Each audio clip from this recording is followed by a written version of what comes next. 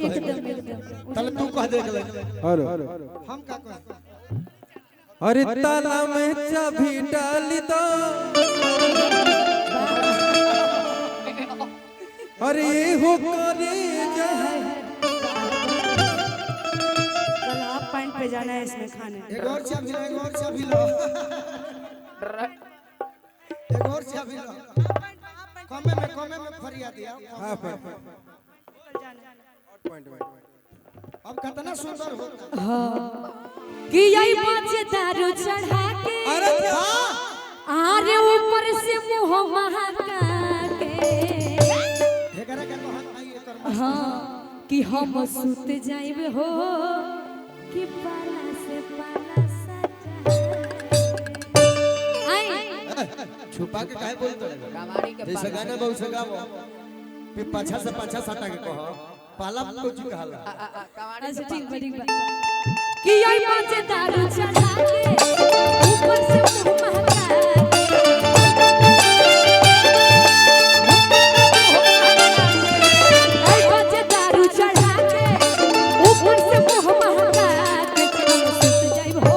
पाछा से पाछा सटा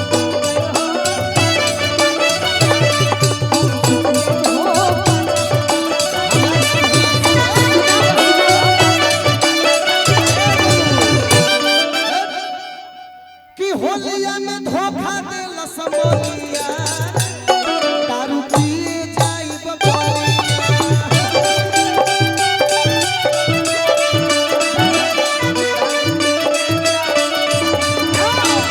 धोखा देला समोलिया दारू पिए जाई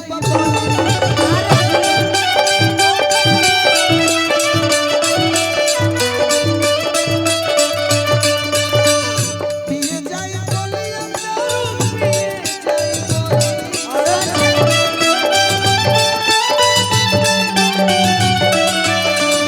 पिए जाई बोलिया दारू पिए जाई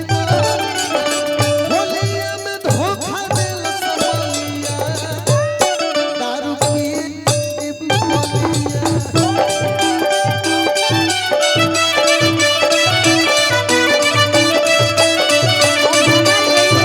एही में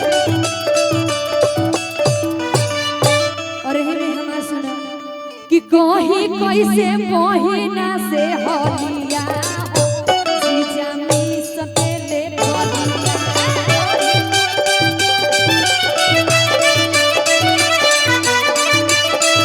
अरे कहीं कैसे महीना से होलिया हो जीजा में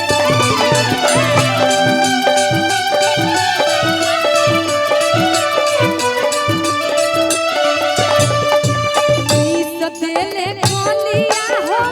सतेले कोलिया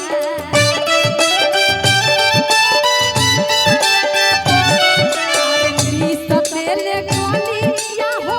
सतेले कोलिया वही कैसे वही से होलिया जीजा में सतेले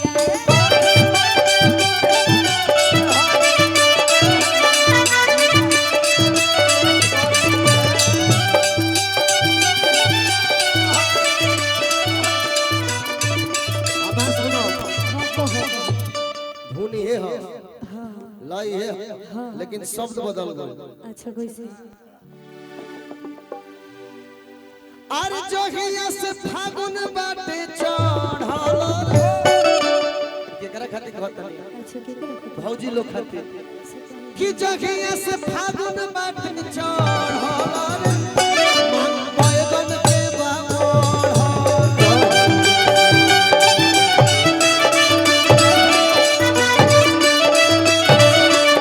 जोहिया से फागुन बाटे चढ़ल बैगन के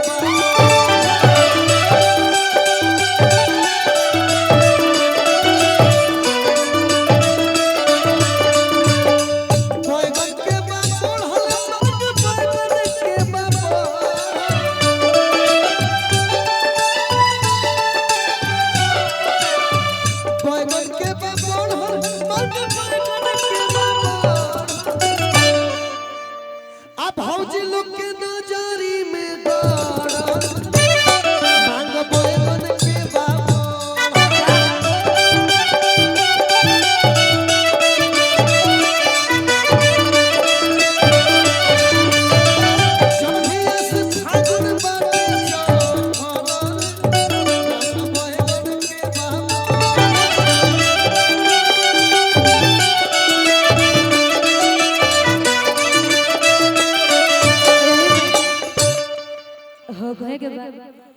कि हमारा के मोरले बड़ा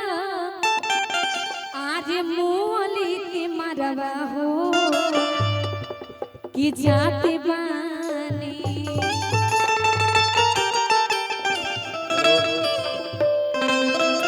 भैया आप लोग सबसे निवेदन है कि कम से कम करने दीजिए। और मेरे भैया गोलू राजा जी अभी उपस्थित हैं, उनको कम से कम प्रोग्राम आप लोग कर दीजिए। हेलो रौरा जौन कहने हम सुनैबे ना कइला, अब से कह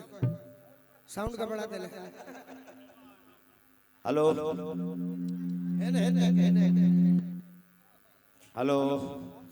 हम यही चाहते हैं कि हमारे गोलू भाई जी जो गोलू राजा जो अभी आए हैं, हमें अब तक कभी हम प्रोग्राम नहीं देख चुके। अभी गोलू भैया अब जहाँ थे तहाँ थे, वो उससे हमको मतलब नहीं है। हम गोलू भैया का प्रोग्राम देखना चाहते हैं। गोलू भैया हमारे सामने हैं, गोलू भैया का प्रोग्राम हो, गुरु और चंजन यादव का अब प्रोग्राम यहाँ पर हो। हम